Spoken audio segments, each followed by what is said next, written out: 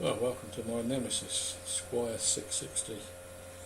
I managed to open this a few weeks ago, and it wasn't until this morning that it decided to be kind and open again. So I thought, well, it's in a good mood, I'll try and video it.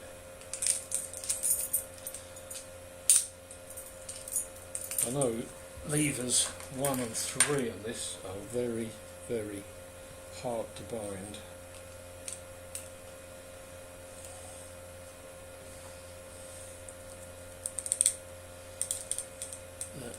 Use my leg as the tension applier.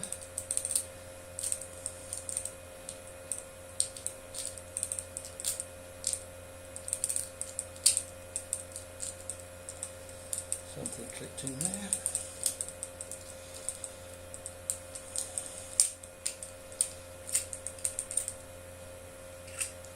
And there she goes. As you can see, the little elastic band on there, it's a trick I learnt from one of Andy Mack's videos. Very useful to hold a little gate open.